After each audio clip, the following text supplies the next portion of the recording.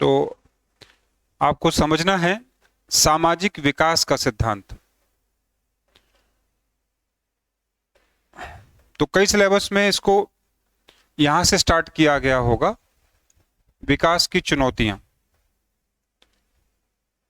इसका सीधा अर्थ है कि विकास जिसको हम कह रहे हैं उससे क्या क्या समस्याएं पैदा हुई हैं।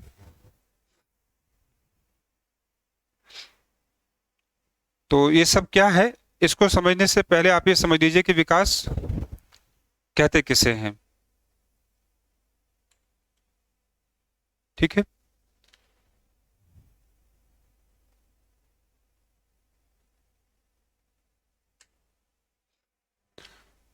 तो विकास शब्द जो का अर्थ है वो क्रमशः बदलता गया है या बढ़ता चला गया। जहां पहले परिवर्तन और विकास में कोई फर्क नहीं होता था, लेकिन धीमे धीमे आगे देखेंगे तो परिवर्तन हुए हैं। तो आरंभिक विचारकों ने विकास को वृद्धि के संदर्भ में समझाया है। यानी विकास एक ऐसा परिवर्तन है जो मात्रा को बढ़ा देता है। जैसे किसी की आयु में वृद्धि हो जाए, किसी की आय में वृद्धि हो जाए, तो उसे ही विकास का पर्यायवाची मान लिया जाता। यानी गुणात्मकता को ही, वृद्धि को ही विकास माना गया। ऐसा परिवर्तन जो ये सब चीज पैदा करे। लेकिन ये वास्तविक अर्थ नहीं है। वास्तविक अर्थ क्या है कि परिवर्तन, विकास बेसिकली या मूलतः गुणात्मक परिवर्तन है। विकास गुणात्मक परिवर्तन है।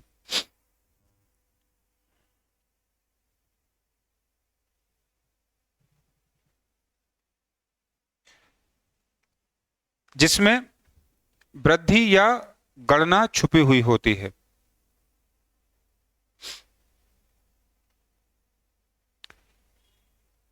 कुछ विचारकों ने बीच में इसका अर्थ क्या ले लिया, उद्विकास को भी विकास का पर्यायवाची मान लिया। और हमने आपको जब सामाजिक परिवर्तन पढ़ाया था तब इनमें अंतर भी बताया था कि प्रगति में क्या अंतर है, परिवर्तन में क्या अंतर है, वृद्धि किसको कहते हैं, विकास किसको कहते हैं। ये बहुत अच्छी चर्चा हम लोगों ने उस टॉपिक में की है।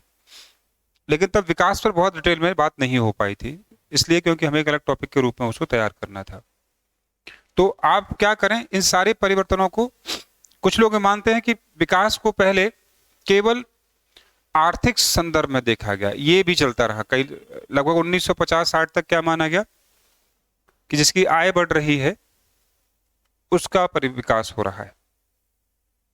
आज भी अधिकांश लोग जो बहुत माइन्यूट अंतर नहीं देखना चाहते या नहीं देख पाते, उनके लिए भी क्या है विकास, अच्छी जॉब लग जाए, अच्छा पैसा आ जाए तो क्या मान लिया जाता है ना।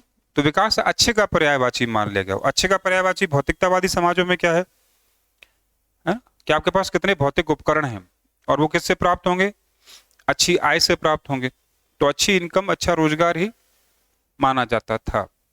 लेकिन अब ऐसा नहीं है। ठीक। सामाजिक विकास क्या है? ठीक। तो सामाजिक होने से क्या जुड़ जाएगा इसमें, नियोजित हो जाएगा, यानी जानबूझकर किया गया कार्य है। एक तो ये चीज हुई।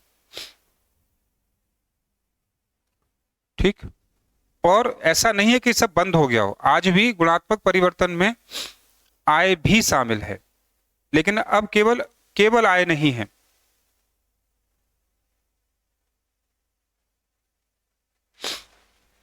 बात समझ में आ रही है आपको? आज भी आय शामिल है, लेकिन आय के साथ साथ ये तो मात्रात्मक परिवर्तन है, गणनात्मक परिवर्तन है। तो इसलिए मैंने कहा था आज भी गणना के साथ साथ गुण जोड़े जाते हैं। और गुण से आशय क्या है कि आपके जीवन स्तर में वृद्धि हो रही हो। ठीक। जीवन स्तर में जाहिर सी बात है कि आपके पास अच्छा मकान भी हो, स्वच्छ पेयजल भी हो। ठीक। मकान का, अच्छा मकान का मतलब जिसमें आबो हवा अच्छी हो, बरसात में वो परेशान ना करता हो, सर्दी से, मौसम से आपको बचा सकता हो, गर्मी से आपको बचा सकता हो। ऐसे आवास को मकान कहा गया। ठीक है, तो ये भी इसमें से कुछ तत्व क्या देख रहे हैं, अभी भी भौतिक सफलताओं को दिखाते हैं। इसलिए हमने शुरू में कहा कि भौतिकता आज भी विकास का आधार है, लेकिन अंतिम नहीं है। तो विकास, लेकिन स्वच्छ पेयजल जरूरी नहीं कि आपके पास पैसा हो तो ये आप स्वच्छ जल पिएंगे। कल्याणकारी राज्य में सुविधा कौन देगा? राज्य देगा। मकान की सुविधा भी कौन देगा? यानी निम्न वर्ग जिसकी आय अच्छी नहीं है, तो क्या उसे विकास का अधिकार नहीं मिलना चाहिए था? मिलना चाहिए ना। तो आय जरूरी नहीं, तब भी लोगों का क्या हो सकता है? विकास हो सकता है। ठीक, जीवन स्तर वृद्धि और क्या होगी? ये गुण को दिखाएगा, शिक्षा और जीवन प्रत्याशा।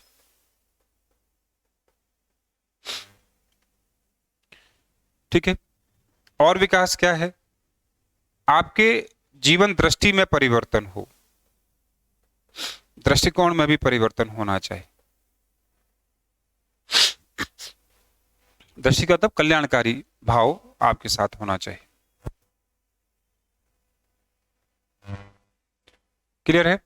ये है मूल विकास की पैरामीटर्स। और इसलिए आप देखेंगे यूएनडीपी क्या कर रहा है,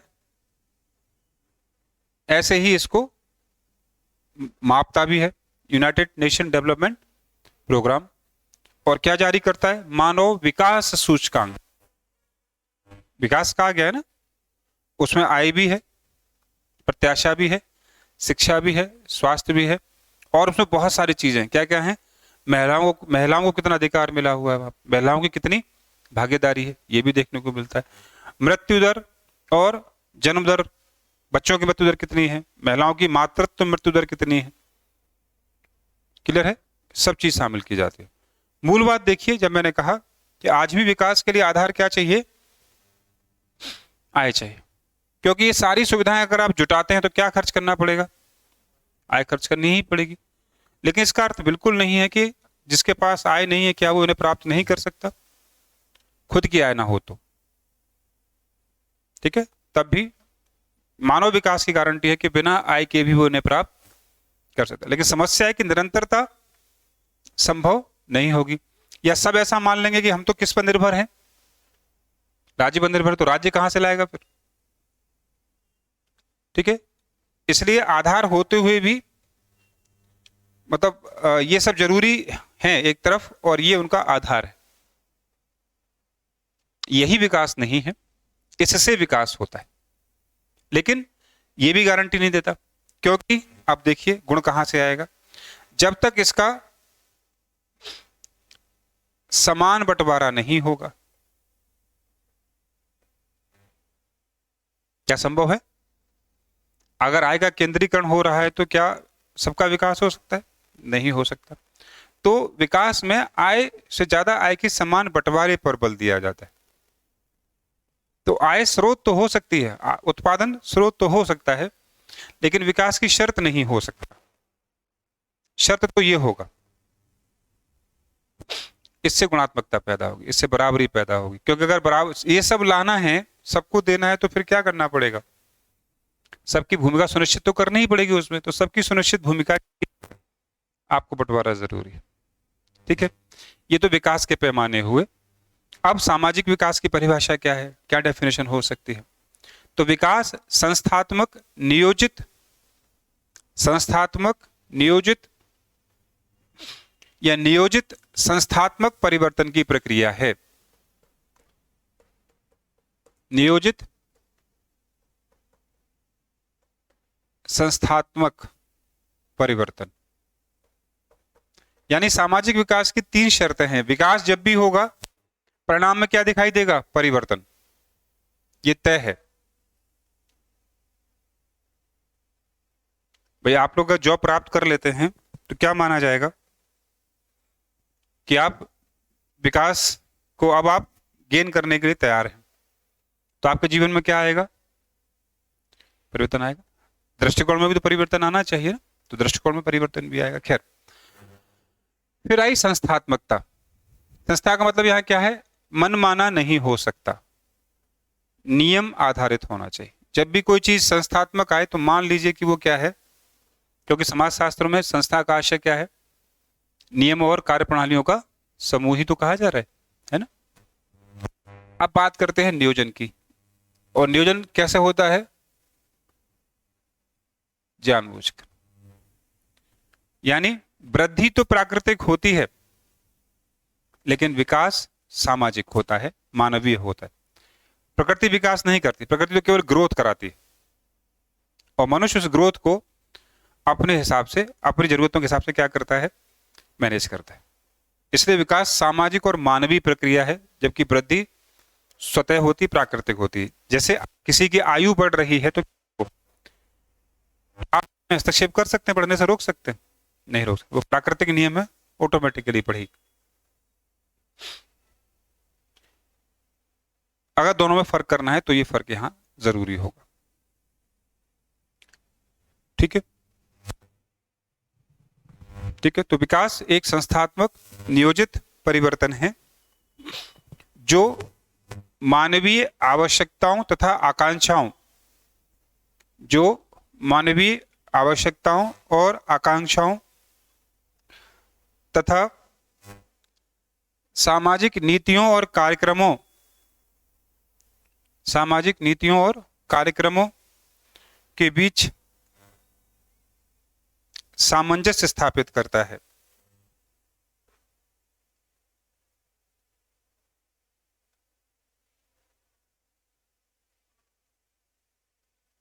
क्या वो समझ में आया? इन्हीं शब्दों को आगे आपने डिटेल में लिख दिया है। अगर संस्थात्मक है तो इसका मतलब क्या हुआ? नियम आधारित है। यानी इसमें क्या क्या छुपा होगा?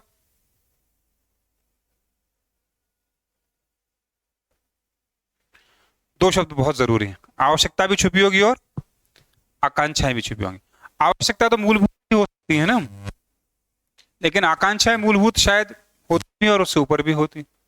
खाना खाना आवश्यकता है, लेकिन क्वालिटी फूड मिले तब आकांक्षा है ना।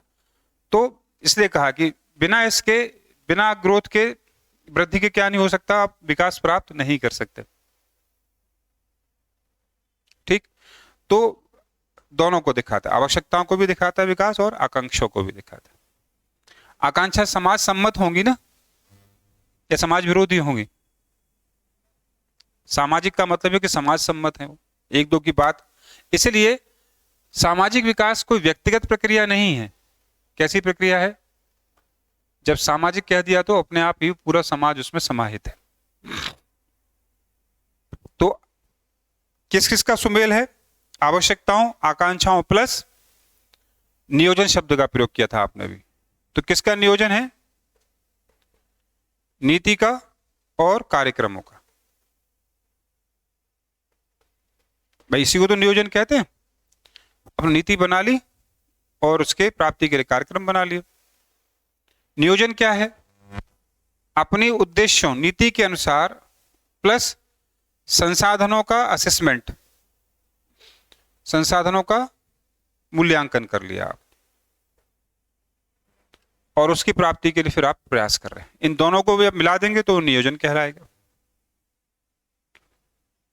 भाई अगर आप लोग यहाँ कोचिंग तक आए हैं तो प्लानिंग से आए होंगे ना, और उस प्लानिंग में आपने देखा होगा कि आपके पास रिसोर्सेज कितने हैं, या इसके बिना ही आ गए थे? संभव नहीं।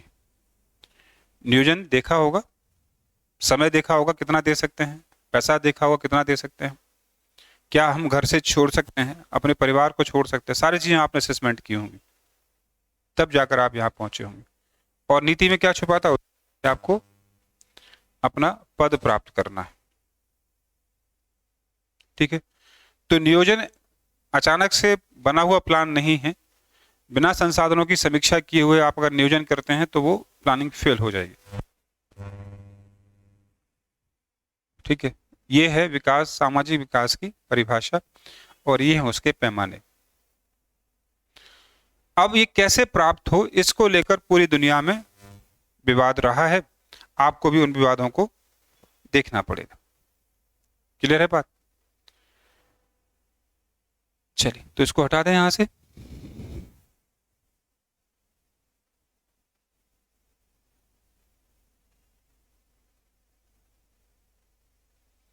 तो इस विकास के मॉडल क्या रहे हैं, यहां है चुनौती।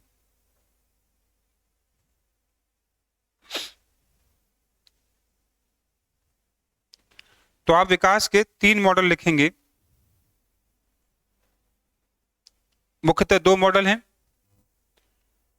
पूंजीवादी मॉडल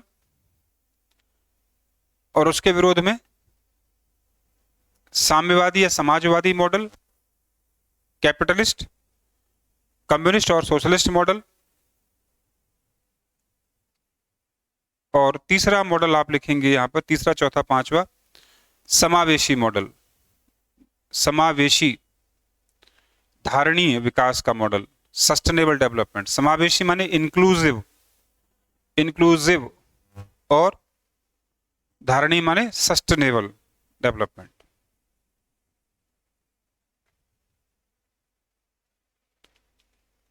पूंजीवादी मॉडल, कैपिटलिस्ट मॉडल, जाहिर सी बात है किस पे बल देगा? पूंजीवाद क्या सोचता है कि अधिशेष उत्पादन करिए, जितना उत्पादन होगा उससे उतना ही लाभ होगा। लाभ को क्या करेंगे आप? निवेश करेंगे, उससे और उत्पादन और लाभ बढ़ता चला जाएगा। यानी पूंजीवादी मॉडल में केवल और केवल आय की वृद्धि पर ही बल है। आय की वृद्धि क्या मान ली गई है? और ये कैसे संभव है? अधिशेष उत्पादन कैसे संभव है? बिना तकनीकी की मदद के नहीं हो सकता। तो क्या लगाइए? कारखाना लगा दीजिए, उसके लिए निवेश चाहिए होगा। भाई कारखाना लगाना है तो क्या करना पड़ेगा आपको? निवेश तो करना ही पड़ेगा। तो निवेश कहाँ लगता है? कारखाने में लगता है। मजदूर लाने पड़ेंगे आप, ठीक है। तो किसी भी तरीके से आप निवेश लाइए। अब निवेश के तरीके क्या हो सकते हैं? कि आप ऋण ले लीजिए, ठीक। तो ऋण के लिए कौन आ जाएगा? बैंकिंग सिस्टम आ जाएगी। फिर और पूंजी चाहिए तो आप शेयर निकाल दीजिए अपनी कंपनी का। तो जिनको लग रहा है कि आपकी कंपनी और आप ग्रोथ करेंगे, वो कहेंगे भैया 10 रुपए लो और एक हिस्सा हमें दे दो अपना। तो आप शेयर दे सकते हैं उनको। आ रही बात समझ में? यहां तक स्थिति क्लियर है ना? तो इस मॉडल में यह कहा गया कि अब जो निवेश करेगा उसे रिटर्न भी ज्यादा मिलना चाहिए। यानी बराबरी की बात नहीं, जितना जिसका निवेश उतना उसका शेयर। अंश किस आधार पर होगा? अंशदान के आधार पर होना चाहिए। यानी जो अंश नहीं दे पा रहा है वो फाइट से बाहर है। यानी यहां पर गुणवत्ता की मांग तो की गई, लेकिन गुणवत्ता के लिए प्रतिस्पर्धा को आधार बना लिया गया। मत्स्य जीविते का सिद्धांत लागू हो गया। सर्वाइवल ऑफ द फिटेस्ट लागू हो गया। क्या हुआ उस टेस्ट में? किसके पास है जो ताकतवर है वो चले आगे, जो छूट गया भाई उसकी किस्मत, उसकी इच्छा या जो भी कहिए उसकी नियति। हमारा जिम्मेदारी नहीं है कि हम उसे साथ लेकर अपने साथ दौड़ाएं चलाएं, हमारी जिम्मेदारी बिल्कुल नहीं। क्योंकि हम अगर ऐसा करते हैं तो हम भी पिछड़ जाएंगे। तो सबका नुकसान होने से अच्छा है कि कुछ का ही नुकसान हो। और जो पिछड़ गया है वो अपने आप, अगर हम उसे मदद कर देंगे बिना कुछ लिए दिए, तो वो क्या हो जाएगा? आलसी, अकर्मण्य।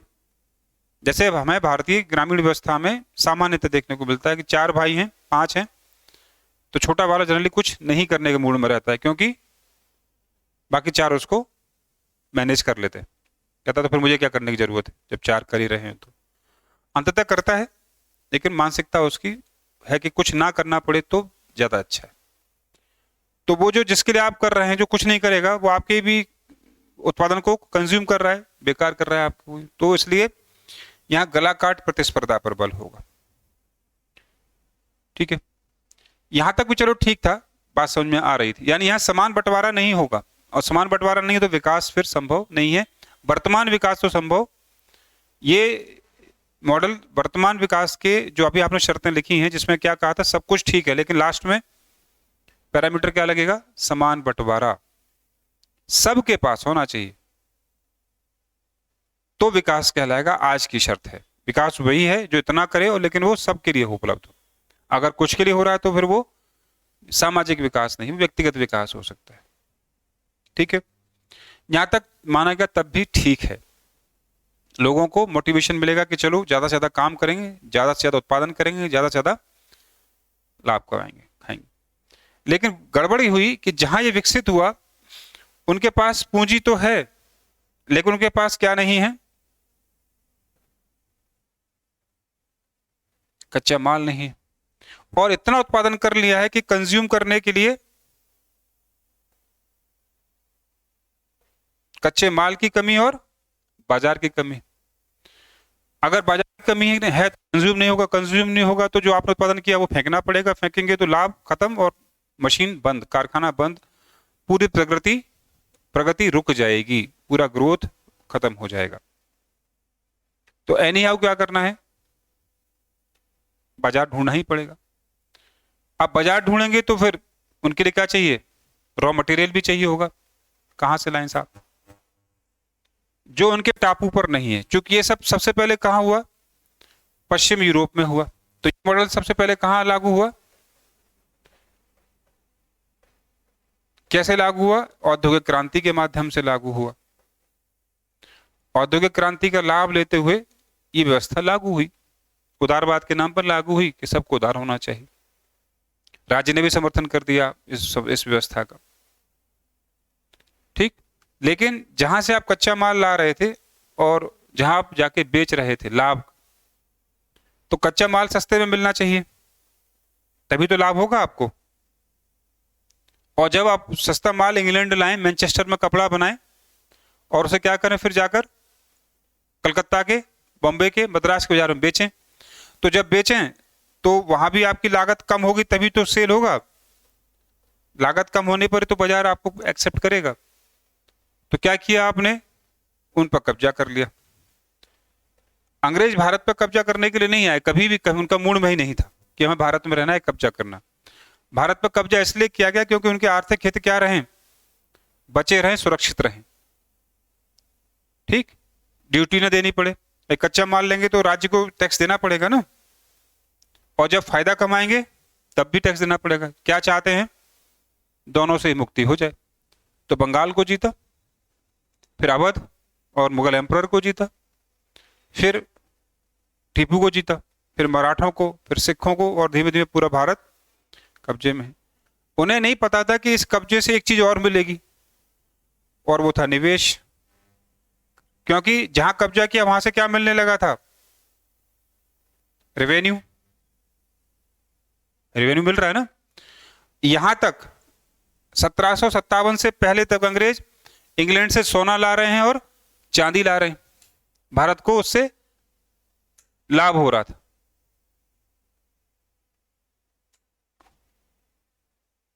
ठीक है ना, क्या हो रहा है? भारत को उससे लाभ मिल रहा है। भाई को टैक्स भी दे के जा रहे हो। लेकिन 57 के बाद क्या हुआ? उन्होंने यहां सोना चांदी लाना बंद कर दिया। क्यों? क्योंकि 24 परगना, बंगाल, बिहार और उड़ीसा की दीवानी के अधिकार यहीं से आए। तो आपसे टैक्स लिया और खर्चा कुछ नहीं किया, क्योंकि निजामत के अधिकार किसके पास थे? लोकल राजाओं के पास। सेना किसको रखनी है? उसको रखनी है। हमारा कोई खर्चा है ही नहीं, उल्टा पैसा मिल रहा है। एक तो वो लाभ है, और इलाका आपके कब्जे में है, तो आपने कच्चा माल भी सस्ते पे उठा लिया। भाई जो किसान टैक्स दे रहा है उससे आप कह रहे थे भाई सस्ते में बेच हमें, तो डबल फायदा। केवल तो टैक्स अच्छा खासा ले लिया आपने, जमींदारी व्यवस्था में आपने टैक्स निकलवा लिया उससे आधा % तक, मतलब 50% तक आप टैक्स दे लिया। अब जो माल बच गया आप उससे कह रहे हैं कि एग्रीमेंट कर ले कि अपने 1 कट्ठे में 3 कठिया, 30 हिस्से में क्या करेगा तू? नील पैदा करेगा और हमें देगा, किसी और को तो बेच भी नहीं सकता। कागज ददनी सिस्टम साइन करा दिया। यानी वो सारी काम किए जिससे हर स्टेज पर लागत लाभ मिलेगा, बिना कुछ किए हुए रेवेन्यू, ठीक, अथाह मात्रा में। 3.5 करोड़ एक जमींदार पे कर रहा है उसको। ऐसे कितने जमींदार होंगे वहां पर जो राज्य को कम से कम 3.5 करोड़ साल का दे रहे हैं जमींदारी व्यवस्था में।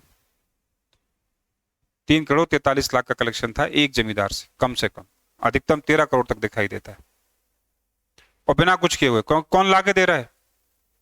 जमींदार। आप लेते तो कलेक्टर लगाना पड़ता है, पटवारी लगाना पड़ता है, एसडीएम लगाना पड़ता है, खर्चा होता ना, कुछ नहीं करना पड़ रहा है।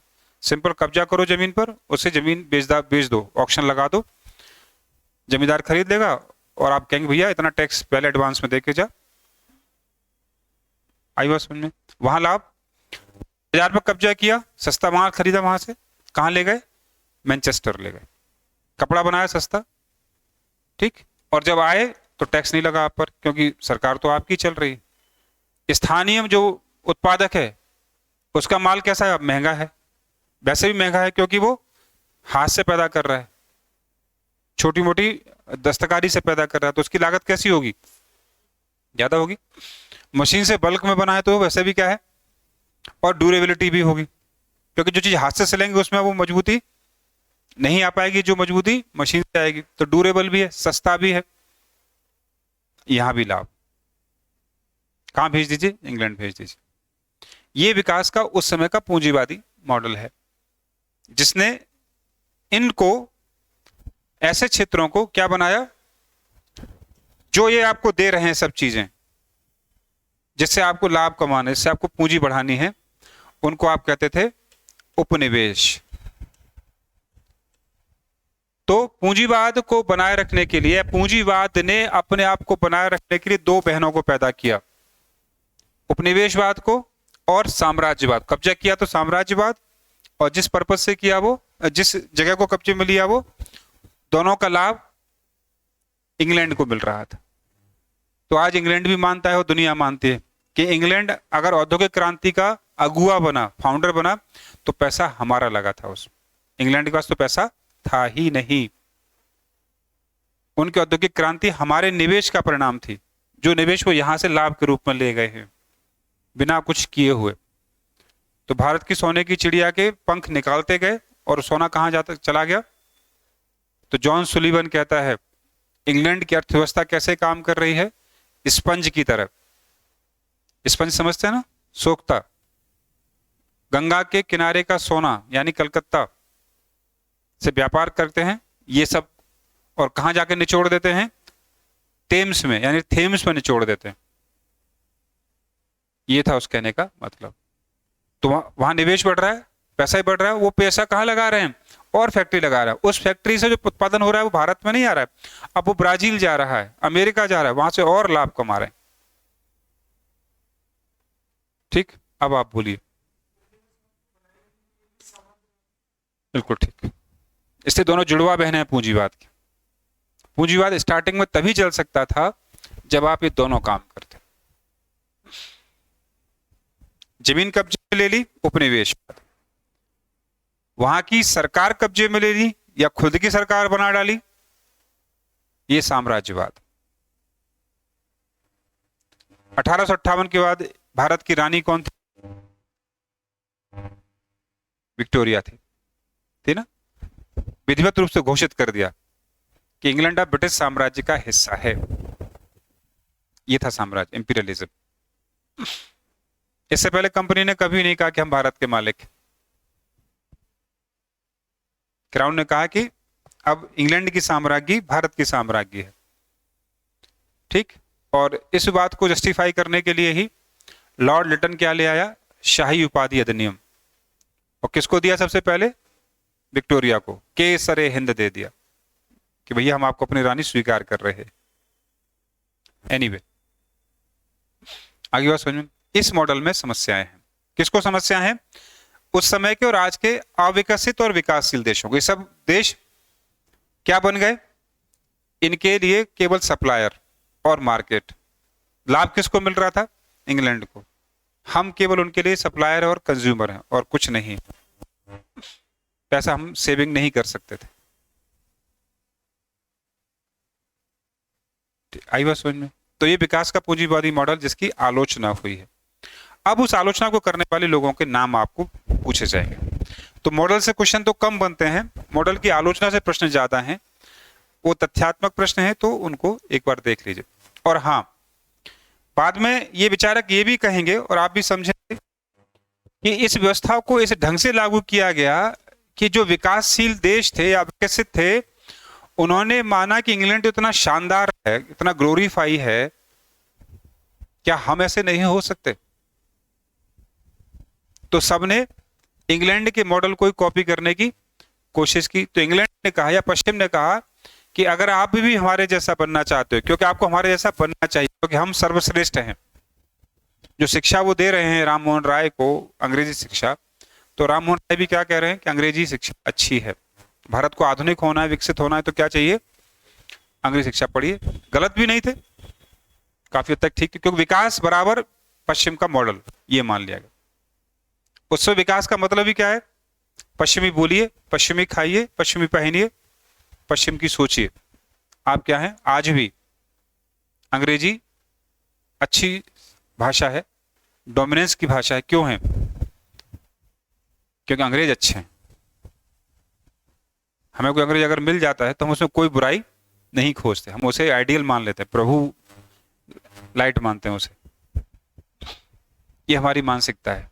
तो उन्होंने जो हमें शिक्षा दी उसमें स्पष्ट किया कि अंग्रेज, ब्रिटेन कभी सनसेट नहीं देखता, यूनियन जैक कभी भी उतरता नहीं है, यानी सब कुछ इंग्लैंड का कितना है? शानदार है। तो उन्होंने कहा तो फिर तो यही हमें भी बनना चाहिए। ठीक। तो शुरुआती दिनों में शुरुआती मॉडल पूंजीवाद बराबर विकास का पर्यायवाची, विकास का पर्यायवाची हो गया। तो ये तो हो गए विकसित, क्योंकि लाभ मिल गया इनको शुरुआती दिनों में, शुरुआती टाइम में ये डेवलप्ड हो गए। और जो ये थे वो क्या रह गए? उनको ही ये नाम किसने दिया है? खुद तो थोड़ी दिया हमने। उन्होंने कहा हम विकसित है तो तुम क्या हो? तुम अगर थोड़े बहुत डेवलप हो गए तो तुम क्या हो? अगर हमने तुम्हें थोड़ा बहुत इंडिया को मॉडर्नाइज बना दिया है तो तुम क्या हो गए हो? बोला विकासशील। बोला अच्छा, अच्छा है ये। बोला ये बहुत अच्छा है, तुम तो हमारी कॉपी करो तो तुम विकसित हो गए। हमारी बराबरी तो तुम नहीं कर पाओगे, लेकिन अगर हमारी कॉपी करोगे तो तुम अच्छे हो जाओगे। बोलो बहुत अच्छी बात है। और जो बिल्कुल भी नहीं फॉलो कर रहे हैं हमें, वो क्या है? अविकसित है। इनको हे दृष्टि से देखो तो कल को उन्हें भी क्या लगेगा? सब कुछ अच्छा होने की परिभाषा क्या है? बोला विकसित हो जाइए, पूंजीवादी बनिए, सब कुछ ये अच्छा है। और ये बात उन्होंने बाकायदा अंग्रेजों ने, ब्रिटिशर्स ने, पश्चिम ने शिक्षा के माध्यम से, ईसाई मिशनरियों के माध्यम से, साहित्य के माध्यम से पूरे विश्व में फैलाई और हर देश को अपना उपनिवेश बनाने की कोशिश की। और एक टाइम वो था कि इंग्लैंड पूरे वर्ल्ड पर राज्य करता था केवल उसी बदौलत। और पूरा वर्ल्ड कैसा बनना चाहता था? जैसा कि इंग्लैंड है।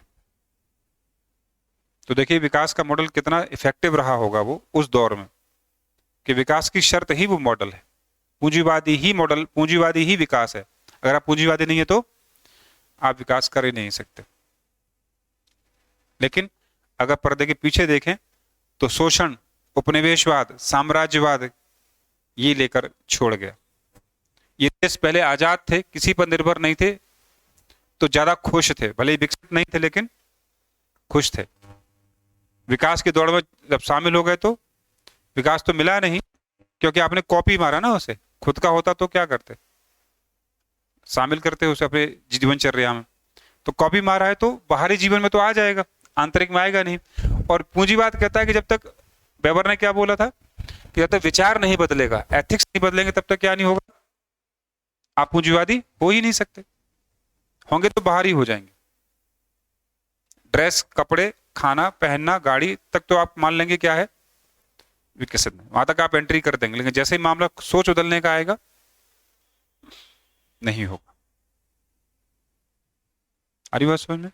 तो इसलिए इस विकास के मॉडल की आलोचना हुई। अब उन मॉडल की आलोचना करने वाले लोगों पर आपको ध्यान देना।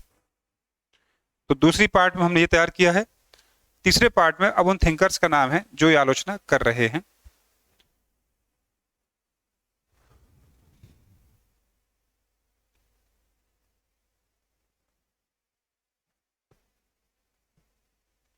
ठीक है, आलोचना करने वालों ने अपना नाम क्या दिया?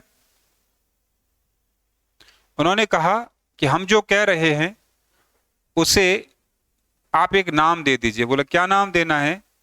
आर्थिक विकास का निर्भरता सिद्धांत, dependency theory, dependency theory of economic development. बात समझ में आ रही है ना? आलोचक जो कह रहे हैं उस सिद्धांत का नाम समझ में आया? नहीं आया? निर्भरता सिद्धांत क्यों कह रहे हैं? क्योंकि पूंजीवादी विकसित देशों की आलोचना करते उन्होंने कहा कि इन्होंने विकासशील को और अविकसित को इस तरह से यूज किया है कि दोनों ही किस पर निर्भर हो गए हैं? अब ये चाहकर भी इनकी पकड़ से बाहर नहीं जा सकते। विकासशील और अविकसित का हर आदमी विकास की दौड़ में शामिल हो चुका है, और जो दौड़ में एक बार शामिल हो चुका वो वापस नहीं आएगा। लेकिन वो भूल रहा है कि इससे वो और डे बाय डे डिपेंडेंट होता जा रहा है। क्लियर है? तो निर्भरता आसान शब्द है, एग्जामिनर आपको कहां फंसाएगा? पराश्रितता पर, कि विकास का पराश्रितता सिद्धांत क्या है। आप कहेंगे पता नहीं कहां से बम फट गया अचानक से। तो इंग्लिश में तो वही रहेगा, थ्योरी ऑफ डिपेंडेंसी, इंग्लिश में वही रहेगा, हिंदी में बात बदल सकती है।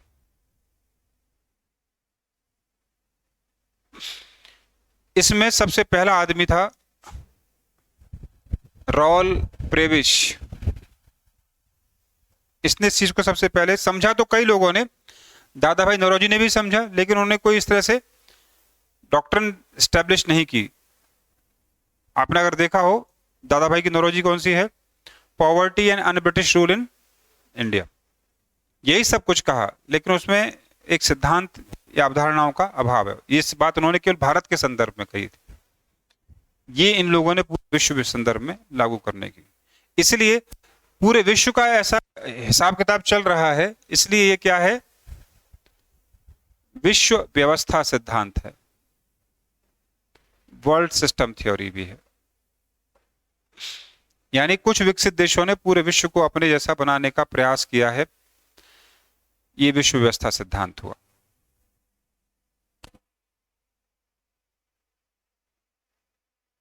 ठीक है, और जाहिर सी बात है, मैंने कहा कि दादा भाई नौरोजी फाउंडर क्यों नहीं है? क्योंकि ये बात उन्होंने रिसर्च से प्रूव नहीं की है ना। उन्होंने कभी नहीं कहा कि मैं अनुसंधान कर रहा हूं। उन्होंने तो बस डेटा कलेक्ट किया और बताया कि ऐसा अंग्रेज कर रहे हैं। रॉल प्रेविश ने दक्षिण अमेरिकी देश अर्जेंटीना की अर्थव्यवस्था का अध्ययन किया और बता दिया कि किस तरह से यूरोपियन और पश्चिमी देशों ने, अमेरिका ने अर्जेंटीना का अपने हित में प्रयोग किया है, और अर्जेंटीना को बताया कि तुम्हारा विकास हो रहा है।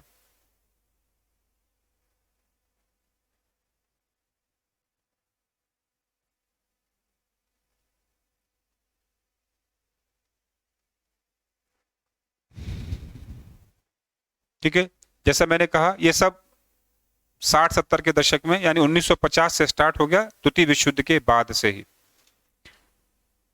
क्योंकि द्वितीय विश्व युद्ध में कौन जीता? अमेरिका। अमेरिका क्या है? पूंजीवादी। मित्र देश जीते थे ना, और सारे मित्र देश किस अर्थव्यवस्था का समर्थक हैं? पूंजीवादी अर्थव्यवस्था के समर्थक। तो इसलिए अध्ययन भी अब उनके खिलाफ यहां से ही प्रारंभ होने वाले हैं, द्वितीय विश्व युद्ध के बाद से। क्लियर है? अब इसको वो डायग्राम से बताने की कोशिश करेंगे। रॉल प्रेविश क्या कहते हैं? आप ऐसे समझिए जैसे कि ये स्थिति है, तो जो ए है और ये है बी। तो जो ए है वो है केंद्र, और जो बी है वो है परिधि। क्या है? सरकमफ्रांस। केंद्र और परिधि का सिद्धांत दे दिया। तो केंद्र में कौन है?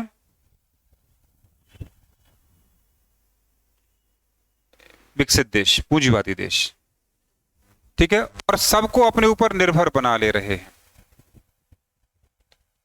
चाहे भारत हो, चाहे अर्जेंटीना हो, चाहे साउथ ईस्ट एशिया हो, अफ्रीका हो, साउथ अमेरिका हो, सब उस पर निर्भर हैं।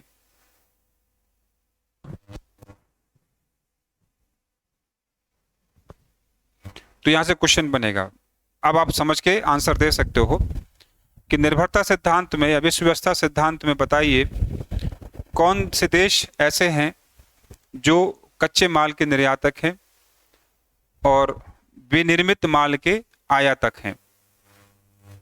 क्या होगा जवाब? परिधि के देश। ठीक है, अगर आप डायरेक्ट क्वेश्चन बनता तो मुश्किल होती, लेकिन अब आप समझ सकते हैं।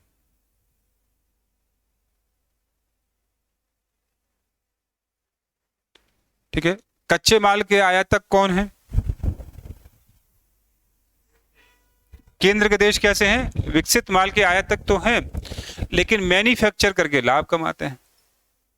तो विनिर्यात करके या निर्यात कर, विनिर्मित वस्तुओं का निर्यात करके क्या करते हैं? लाभ कमाते हैं।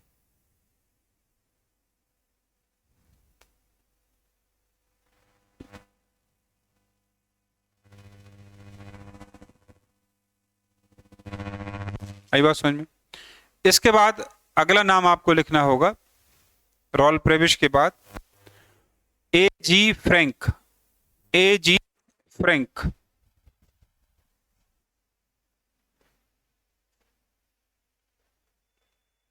Andre Gunder Gunder Frank, Andre Gunder Frank. ठीक,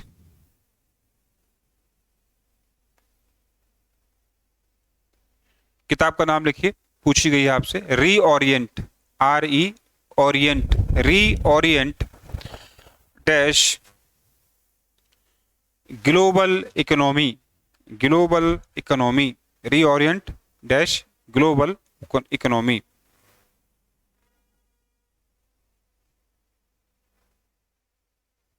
ठीक है, अप्रोच उनकी भी यही है, बस नाम का बदलाव होगा। उन्होंने भी यही फिगर मेंटेन किया, कंटिन्यू किया।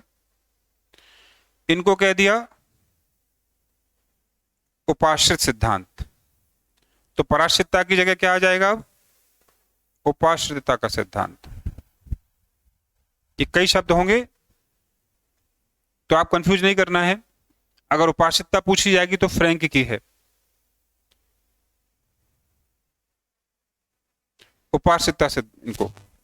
और जो कहानी मैंने सुनाई, यानी बी यहां पर उपाश्रितता है और जो ए है वो यहां पर साम्राज्यिक, इंपीरियलिस्ट देश, साम्राज्यिक, ये हैं आपके एजी फ्रैंक। मूल भाव वही है, केंद्र और परिधि का, बस नाम अलग अलग है। बी निर्भर है किस पर? साम्राज्यिक देशों पर।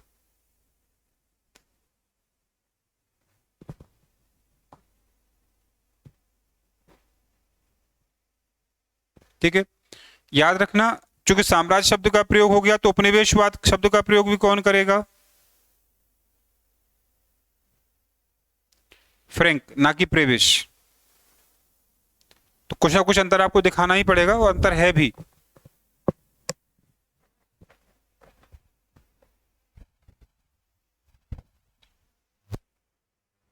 आप कह सकते हैं कि बात एक ही है, लेकिन कहने के तरीके क्या कर दिया है, किसने कुछ ऐड ऑन किया है, तो उससे आंसर बदल जाएगा आपका।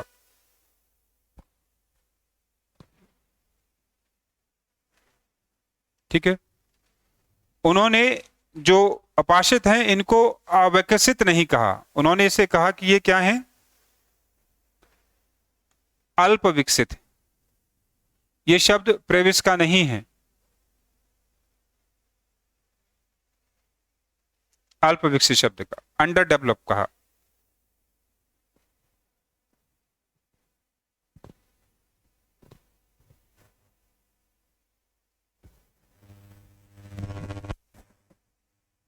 ठीक है। अगला नाम आया, अगला नाम है, जिसने इसको क्या नाम दिया था, विश्व व्यवस्था सिद्धांत, और वो नाम है इमैनुअल होगा।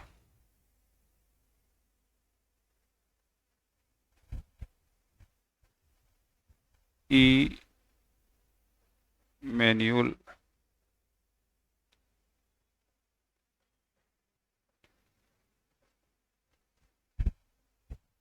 इमैनुअल स्टीन, इमैनुअल वार्लस्टीन,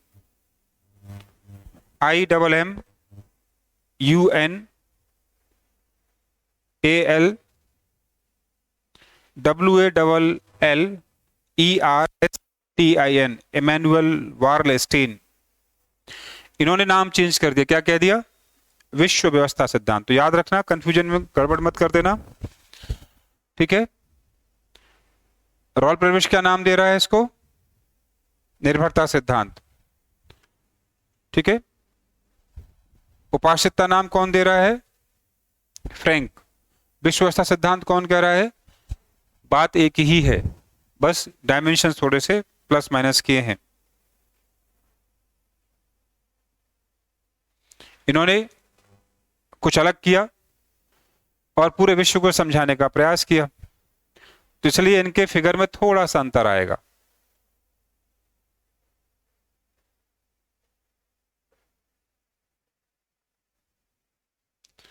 इनके फिगर में थोड़ा सा फर्क है,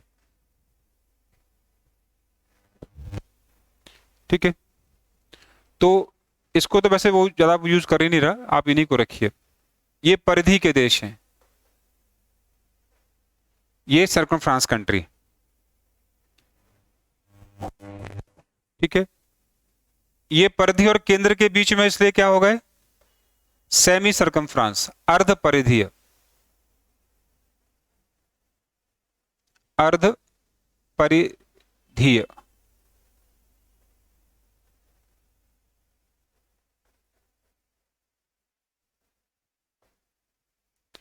और ये तो केंद्र है ही, तो केंद्र केंद्र ही रहेगा, ठीक। इन्होंने केंद्र की जगह क्या प्रयोग किया, कोर का प्रयोग किया, इसको उन्होंने कोर कहा। यानी सिद्धांत को थोड़ा और अच्छे से समझाने की कोशिश की। तो लिखिएगा आप इसमें, परिधीय केंद्र सस्ता श्रम उपलब्ध कराने वाले हैं। अब श्रम आ गए तो मार्क्सवादी कौन हो गया, वार्लस्टीन। श्रम की बात जोड़ने लगे, अब सस्ता श्रम मिल रहा है, सस्ता श्रम देने वाले। इनको उसने पेरीफेरी कहा है। पहले वाले को क्या इंग्लिश में क्या बोला है, पेरीफेरी, PERIPHERY। सेकंड वाले को semi periphery, semi SEMI, semi periphery, और बीच वाले को कोर, ठीक है। विशेषता बताई, सस्ता श्रम प्रोवाइड कराने वाले, कृषि प्रधान और तकनीकी में न्यून। कुल मिलाकर ये अविकसित देश थे, जिनको नाम चेंज करके उन्होंने, तो सस्ता श्रम, कच्चा माल उपलब्ध कराने वाले, कृषि पर आधारित, और तकनीकी बिल्कुल प्रिमिटिव। जैसे लैटिन अमेरिका, उदाहरण पूछा गया है, आप भी लिखिएगा। लैटिन अमेरिका में कौन कौन है, ब्राजील तो छोड़ दीजिए, लेकिन हाँ, उरुग्वे, पराग्वे, है ना, सूरीनाम, गुयना, ये उस समय के पेरीफेरी है। अर्ध परिधि में कहा कि थोड़ा बहुत विकास हो चुका है, तो इनके उदाहरण के लिए वो चीन और ब्राजील के एग्जाम्पल देता है। याद रखना, ब्राजील भी साउथ अमेरिका में है, लेकिन वो पेरीफेरी का हिस्सा नहीं है। किसके अनुसार,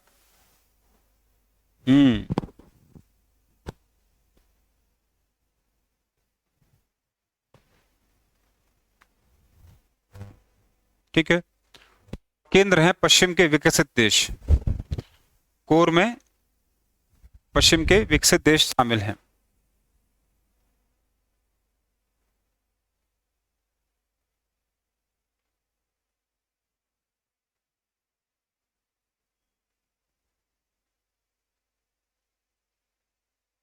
ठीक है, एक अच्छी चीज उन्होंने यहाँ फोकस की, आपको भी देखना होगा।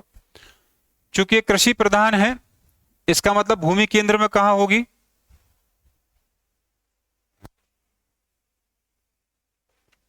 यहां भूमि केंद्र में होनी चाहिए। भूमि केंद्र का मतलब जागीरदार केंद्र में है।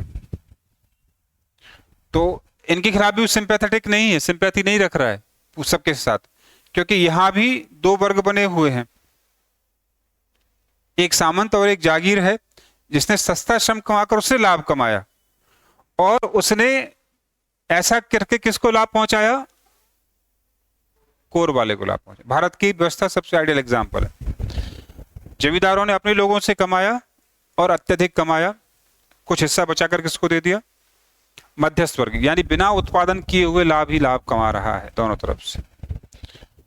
तो 57 की क्रांति होगी तो अधिकांश जमींदार किसका साथ दे देंगे? राजे रजवाड़े, अंग्रेजों का। क्यों देंगे? क्योंकि उन्हीं की वजह से वो नई रियासतें प्राप्त कर रहे हैं, फल फूल रहे हैं। यद्यप कुछ जमींदारों ने विरोध भी किया, लेकिन वो नाम मात्र के हैं। यही कारण था कि 57 की क्रांति केवल मध्य भारत के एक छोटे से हिस्से में सिमट कर रह गई। अगर वाकई समस्या मूलक होती तो बंगाल के जमींदार विद्रोह करते? नहीं किया। रैयतवाड़ी के किसान विद्रोह करते? नहीं किया। मालवाड़ी व्यवस्था के लोग विरोध करते? नहीं किया। इसका मतलब वो वर्ग नहीं चाहता कि अंग्रेज भारत से जाएं या इनके खिलाफ कोई भी प्रोटेस्ट हो। ठीक है, तो यहां इस अवस्था में पेरीफेरी के देशों के विशेषताओं के रूप में उसने केंद्र को या भूमि को, जागीरदारों को भी विश्लेषित कर लिया है। इमैनुअल वारस्टीन।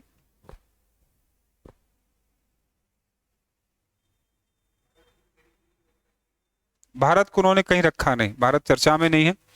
अगर रखना पड़े तो भारत को पेरीफेरी में रखना पड़ेगा। आज भी भारत पेरीफेरी का हिस्सा है,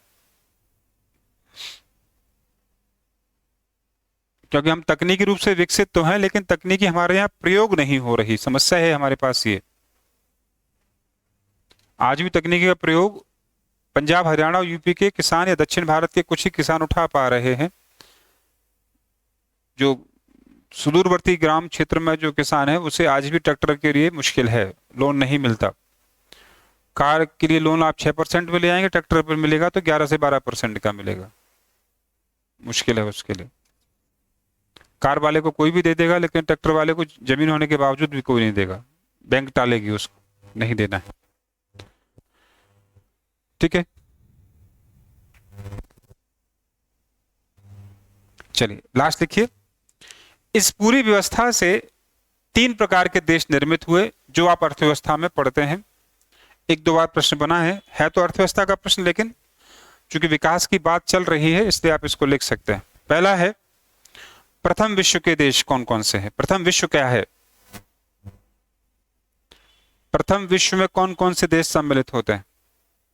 वे सभी देश जो उपनिवेशवादी और साम्राज्यवादी थे, यानी यूके, रशिया जैसे देश जो उपनिवेशवादी और साम्राज्यवादी रहे। First world. सेकंड वर्ल्ड में अन्य साम्राज्यवादी देश, स्पेन, पुर्तगाल, फ्रांस, ये भी क्या रहे? साम्राज्यवादी रहे, लेकिन इंग्लैंड की तुलना में सफलता कम रही इनके पास। ठीक है, और थर्ड वर्ल्ड कंट्री कौन सी है? वे देश जिनका शोषण किया गया, वे देश जिनका शोषण हुआ।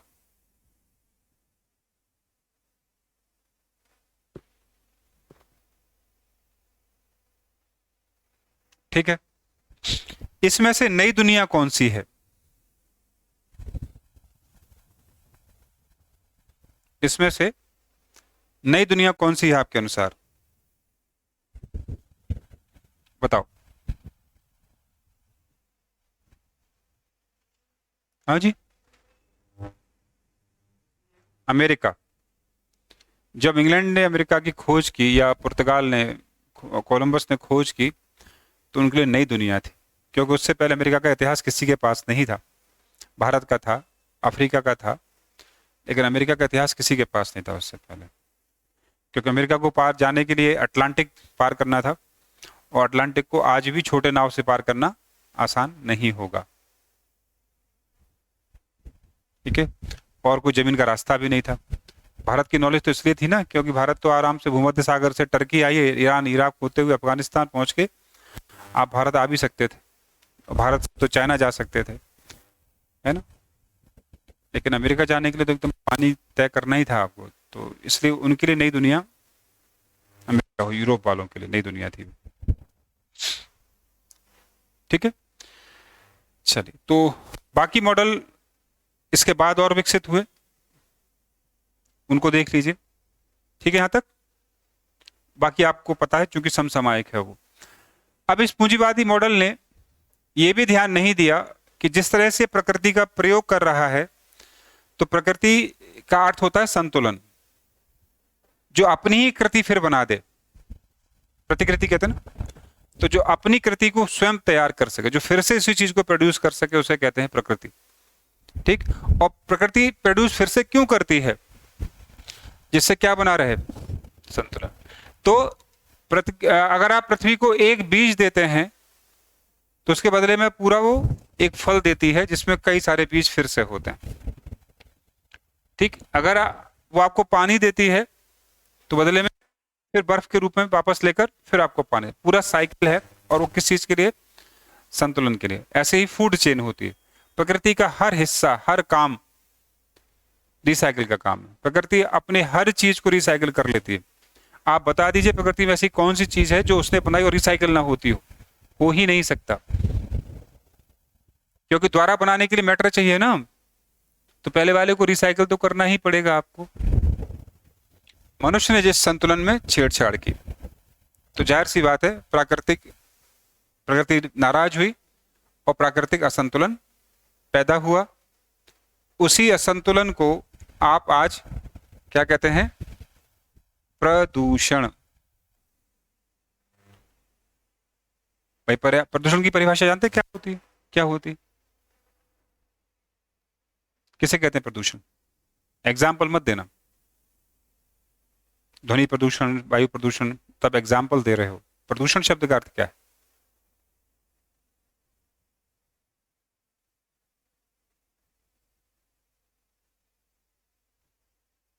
नहीं सोचा भी नहीं होगा आज तक, इसकी कोई अर्थ भी हो सकता है इसका, कोई है ना, कोई बात। प्रदूषण का अर्थ होता है अनावश्यक, जिसकी जरूरत नहीं है वो पैदा हो जाए। किसके हिसाब से? तो जो संतुलन को खत्म करे वो है प्रदूषण, जिसमें दोष आ जाए। किस चीज का दोष है? जिसमें जानबूझकर दोष डाला जाए, तो जो जानबूझकर दोषित है, अर्थात आपने प्रकृति के संतुलन में किसी हिस्से को क्या कर दिया? ब्रेक कर दिया, किसी चेन को ब्रेक कर दिया है, और आप इस स्थिति को हम प्रदूषण कहते हैं। असंतुलन की अवस्था ही, अनावश्यक मिश्रण को ही असंतुलन कहा जाता है, और अनावश्यक मिश्रण ही क्या है? प्रदूषण। तो इसलिए मैंने कहा अनावश्यक होना, अनावश्यक क्या? मिश्रण। मिश्रण आवश्यक है ना प्रकृति में, पानी में है, H2O है, वायु में है, हर जगह मिश्रण है दो पदार्थों का, लेकिन वो अनावश्यक नहीं होना चाहिए। अनावश्यक है तो क्या बन गया? इसलिए जल प्रदूषण कब होता है? अनावश्यक आ जाए, जो जरूरत की नहीं। वायु प्रदूषण में, ध्वनि प्रदूषण में, जब कान सुनने की क्षमता से ज्यादा सुनने लगे, तो अनावश्यक मिश्रण हो रहा है। क्लियर यहां तक? तो अधिकतम लाभ के लिए कच्चा माल चाहिए होगा, और फिर आप एक ही जगह से लगातार ले रहे हैं, फिर उसे रिसाइकिल कर, आप तो रिसाइकिल कर नहीं रहे हैं, क्योंकि आउटपुट निकलेगा उसे आपने नदियों में डाल दिया, तो कुल मिलाकर हुआ प्रदूषण। ठीक है, इसलिए इस मॉडल से क्या पैदा हुआ? प्रदूषण।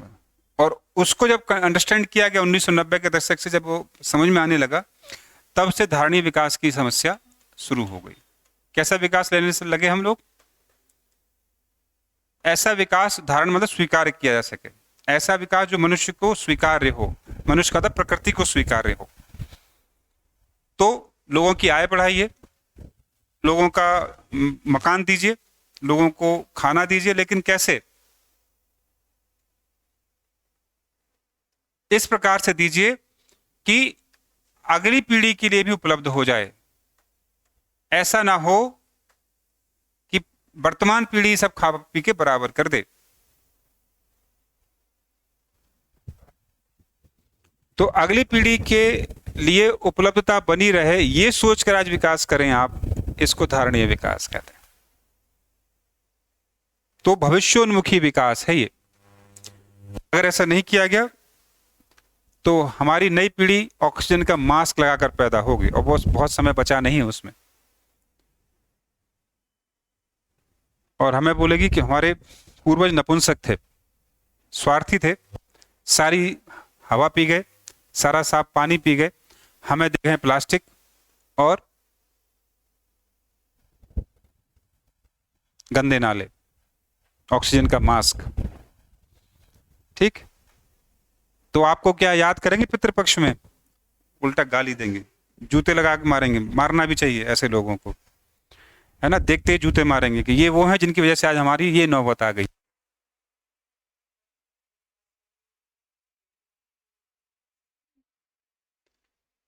प्रकृति भी, मैंने कहा ना, मेन चीज संतुलन। इस तरह से विकास करिए कि अगली पीढ़ी को भी मिले संतुलन। आप ही सब कुछ कंज्यूम कर देंगे और आउटपुट ऐसा छोड़ेंगे जो रिसाइकिल नहीं होगा, तो अगली पीढ़ी तो कंज्यूम कैसे करेगी? भाई पानी अगर आप पूरे घर को मार्बल का बना देंगे तो पृथ्वी में पानी रिचार्ज कैसे होगा?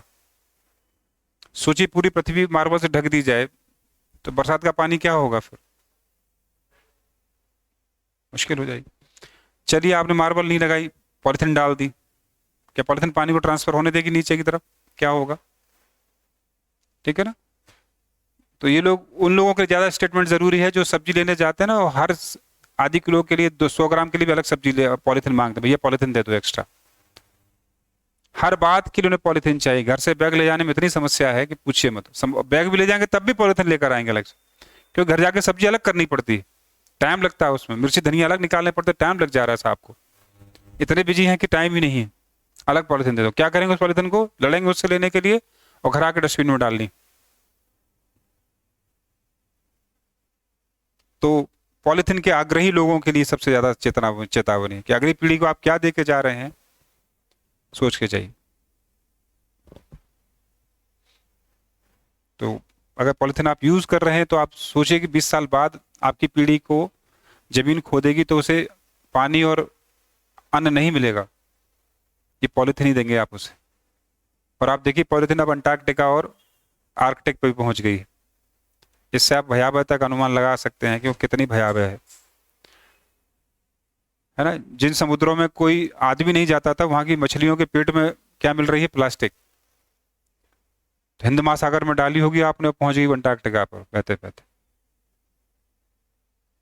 तो एक पॉलिथीन आपने तो ऐसे सोच के फेंक देते हैं, मेरे बाप का क्या जा रहा है? आपके बाप का नहीं जा रहा, लेकिन आपके बच्चों का जरूर जा रहा है। ठीक, तो जो लोग यहाँ हैं और जो लोग इस वीडियो को ऑनलाइन सुनेंगे बाद में, उनसे ये है, वो सोचें कि आप क्या ऐसा कर रहे हैं जो सब कुछ बर्बाद करने की तैयारी कर दी हम लोगों ने। और ऐसा नहीं कि हमारे पीढ़ी जिम्मेदार थी, नहीं, हम जिम्मेदार, ये पीढ़ी, वर्तमान पीढ़ी जिम्मेदार है। हमारे पूर्वज बिल्कुल पॉलिथीन लेकर नहीं आए थे, पॉलिथीन की मांग हमने की है, उन्होंने नहीं की। उनके पास तो अपना जूट का थैला था, ये पुराने कपड़ों से बनाई गई सब कुछ झूला सब वो अपने पास लेके चलते थे, जो आराम से डिकम्पोज होकर साइकिल में वापस आता था। हम उस साइकिल को तोड़ रहे हैं। ठीक है, तो धारणीय विकास समझ में आ गया। अब आपको करना क्या है होमवर्क में? धारणीय विकास के लिए जितने भी सम्मेलन हुए हैं, चाहे रियो डी जेनेरो हो, वहां से लेकर पेरिस समझौते तक, ये कहानी आपको खुद कलेक्ट करनी पड़ेगी। ठीक है, क्योंकि वो टाइम वेस्टिंग है, कुछ नहीं है। तो कब समझौता हुआ और किस समझौते में CO2 रोकी गई, किस समझौते में मीथेन को रोकने का प्रयास किया गया, ये सब चीजें आपको क्लियर है। इस संदर्भ में किताब नहीं मिलेगी आपको लिखने के लिए, वो किताब लिख लीजिए, और बताइए किसकी किताब है? The silent spring. बहुत बढ़िया जवाब। बायोलॉजी वाले होंगे आप पक्का तब। एम आई राइट? ये जवाब वही दे सकता था। बाकी लोग गूगल करें द साइलेंट स्प्रिंग।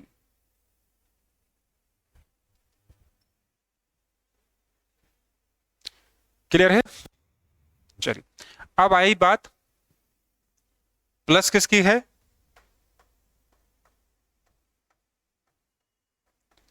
समावेशी विकास की, इंक्लूसिव डेवलपमेंट की। सबसे लेटेस्ट और सबसे अभी तक का आइडियल मॉडल है डेवलपमेंट का कौन सा? समावेशी विकास, जिसमें दो चीजों पर विशेष ध्यान दिया जा रहा है। नंबर एक कि विकास का लाभ सभी को मिले, तब ये वाकई ही विकास होगा। नहीं, पूरी दुनिया को नक्सलवादी बनने में टाइम नहीं लगेगा। नक्सली वही बनता है जिसको लाभ का हिस्सा नहीं मिल रहा है। तो अगर बंदूक उठा रहा है तो उस पर कोई ऑप्शन भी नहीं बचा अंत में। यद्यपि गलत है लेकिन ऑप्शन भी नहीं छोड़ा हमने उसके लिए। दूसरा, अब इसमें पर्यावरणीय पहलू भी शामिल कर लिया गया है, यानी ऐसा विकास जो दूसरे पहलुओं को भी क्या करे, अपने साथ पॉजिटिवली शामिल कर ले। तो आज विकास के दो मॉडल चल रहे हैं। धारणीय विकास पर्यावरण की दृष्टि से देखें और सबको उपलब्धता मिले, ये समावेशी मॉडल है। ठीक है, तो ये है विकास संबंधी चर्चाएं। इतना सफिशिएंट है तो बहुत कुछ आगे इसमें करने के लिए, लेकिन आपकी कहानी यहाँ तक पूरी हो जाएगी। ठीक है, तो नई क्लास में सामाजिक अनुसंधान के साथ आपसे मुलाकात होगी फिर। ठीक रहेगा? टेस्ट पेपर अब कंटिन्यू रहेंगे ऐसे ही। एक आप दे चुके हैं तो तैयार रहिए दूसरे के लिए। दूसरे में आपको क्या पूछना है? आपके एडवांस थिंकर्स, गारफिंकल, देरिदा, फूको, सब। ठीक है, तो जो लोग ऑनलाइन देख रहे हैं, अगर वो संपर्क में आना चाहते हैं, पेपर लेना चाहते हैं, तो नंबर नोट कर लें।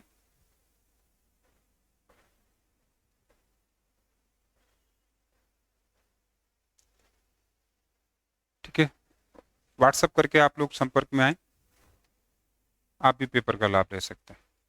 ठीक है।